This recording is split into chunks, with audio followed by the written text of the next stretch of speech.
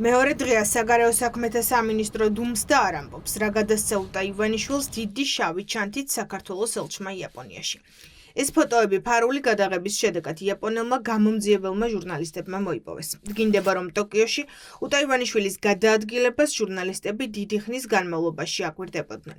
ერთ-ერთი საიდუმლო შეხვედრა, რომელიც მედიამ დააფიქსირა, საქართველოს ელჩთან რესტორანში შედგა, სადაც თეიმურაზ ლეჟავამ ივანიშვილის შვილს დიდი შავი ჩანთა გადასცა და უთხრა: ალბათ გამოგადგება, აქ არ გახსნა.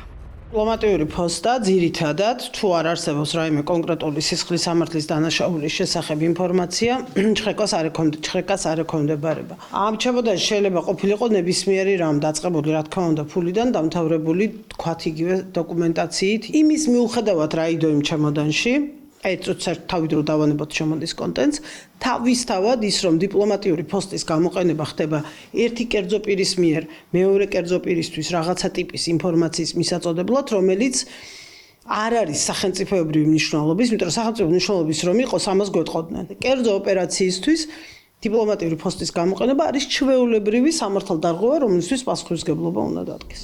საქართველოს ელჩი იაპონიაში თეიმურაზ ლეჟავა მინიოლიგარქ ვანო ჩხარტიშვილის სიძია. ჩხარტიშვილი კი ბიძინა ივანიშვილის ბიზნეს პარტნიორი. სწორედ ამიტომ ჩნდება ეჭვი, რომ დიპლომატიური პოსტა ბოროტად გამოიყენეს. უტა ივანიშვილმა იაპონიაში $3.5 მილიონ ბინაც კი ნაღდი ფულით იყიდა, რაც ბადებს ეჭვს, რომ ის სანქციების გამო საბანკო ბარათებს ვეღარ იყენებს.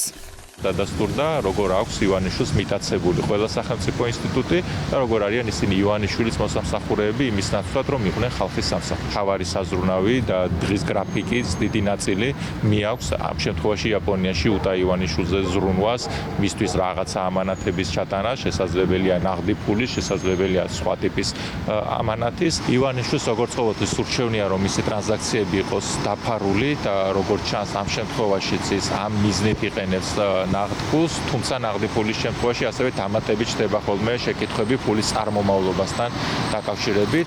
ეს ფოტოები ტოკიოში უტა ივანიშვილის გადაადგილებას ასახავს. ჟურნალისტური გამოძიებით რჩება განცდა, რომ მედიის წარმომადგენლები უტას საქმიანობას დიდი ხნის განმავლობაში სწავლობდნენ.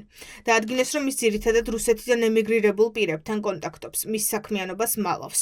ასევე მალავს, რომ ივანიშვილის შვილია და თავს ხალხს კომპიუტერული თამაშების დიზაინერად აცნობს. დიპლომატიური სამსახურის ოლიგარქის პირადი მიზნებისთვის გამოყენება სახელმწიფოს მიტაცების ნაწილია. ივანიშვილების ოჯახი არის რადარზე მთელი მსოფლიოს მასშტაბით. რა იყო შინაარსი ამ შეხვედრის, ანუ ეს უბრალოდ ნაცნობობა და მეგობრობა არის თუ აქ არის თქვათ ერთგვარი აი დიპლომატიური სამსახურის გამოყენება ოლიგარქის ოჯახის მიზნებისთვის, აი ამასთან ხوار გვაქვს საქმე. ემოება და კონტექსტი რაც გვაქვს, რომ ივანიშვილების ოჯახი დასანქცირებულია და მათ შეიძლება კონტექსტ შეზღუდული წვდომა ფინანსურ რესურსებთან, ხო, და უცებ ჩდება შავი ჩემოდანი, აქ რა თქმა უნდა კითხვები ჩდება ლეგიტიმური, ხომ არ იყო ეს ქეში. არ ვცხოვრობ საქართველოში და არ ვილაპარაკებ საქართველოზე. მერერა რომ მამაჩემი ამერიკის სანქციების ქვეშ არის.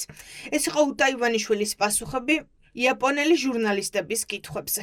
ეჭვი, რომ იაპონიაში მყოფ შვილს ივანიშვილი შესაძლოა ამერიკული სანქციებისგან თავის ასარიდებლად იყენებდეს, იაპონურ მედიას გაუჩნდა. კითხვები საიდუმლო შავი ჩანთის შესახებ გაუგზავნეს საქართველოს ელჩს იაპონიაში, თუმცა თეიმურაზ ლეჟავამ პასუხი არ გასცა.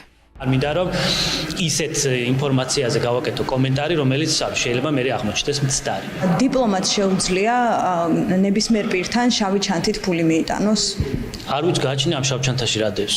იქნებ რაღაც საქართველოსთან დაკავშირებით წიგნები დევს, ხო? ანუ არ ვიცი. იაპონური გამოცემებით ჩვენზე ლაპარაკობენ, რა გაგვითხვა სახე. ჭორაობაზე მე ნამდვილად არ გაქცევთ არ პასუხი. ხა იაპონელების ჭორაობა გადმოვიდა TV პირველმა გადმოიღო ჭორაობად და ეხლა ამ ჭორაობაზე გინდათ რომ მე გაგცეთ პასუხი? დავასრულეთ. მიტაცებული სახელმწიფო და პოსტალიონად ქცეული ელჩი. ასეთია ოპოზიციის შეფასება. იაპონური მედიის ჟურნალისტური გამოძიება კიდევ ერთი მტკიცებულებაა, როგორ მუშაობს სისტემა. დამატებით კი ცხადყოფს, რა მძიმე მდგომარეობაშია ოლიგარქის ოჯახი, რომელიც ბარათებს ვეღარ იყენებს და საცხოვრებლად ნაღდი ფული სჭირდება. მეჭება ამ ჩემონდანში რაიმე ეროვნული საგანძური ან ისტორიული არტეფაქტები ყოფილიყო. ივანიშვილი ყველა სახელმწიფო ინსტიტუტს თუ სამსახურს, ყველა სახელისუფლებო შტოს და მათ შორის დიპლომატიურ სამსახურს იყენებს როგორც პირად მსახურებს საკუთარი რუსული რეჟიმის გადასარჩენად. მიმდებარებულია ყველა სახელმწიფო ინსტიტუტი. ეს არის სახელმწიფოს მიტაცება, როდესაც ყველა ინსტიტუციას თავისი ინტერესებიდან გამომდინარე იყენებს, ხო? იქნება ეს სასამართლო, იქნება ეს ეროვნული ბანკი, იქნება ეს პროკურატურა, საგარეო საქმეთა სამინისტრო და შემდეგ. დიპლომატი, რომელიც ქვეყანას უნდა წარმოადგენდეს იაპონიაში, დაკავებულია მომსახურებით ივანიშვილის შვილის და მის ხელის პერსონალად არის ქცეული. აი ამათ გადააქცია ივანიშვილმა ეს ქვეყანა. სამარცხვინოა და ნამდვილად მის დიპლომატიურ კარიერაში დიდ ჩავლაქად შევა. ხელის ბიჭია და პერსონალია ივანიშვილის. იაპონელი ჟურნალისტები უტა ივანიშვილის გადაადგილებას და ცხოვრებას დიდი ხანი აკვირდებოდნენ. დეტალები აჩვენებს, რომ ოლიგარქის ვაჟი ცდილობს შეუმჩნევლად იცხოვროს. არადა სანქციების მომდევნო სამიზნე სავარაუდოდ სწორედ უტა ივანიშვილია, რომელსაც ოლიგარქმა აქტივები მისი ახალი კომპანიის სახელზე გადმოუტანა.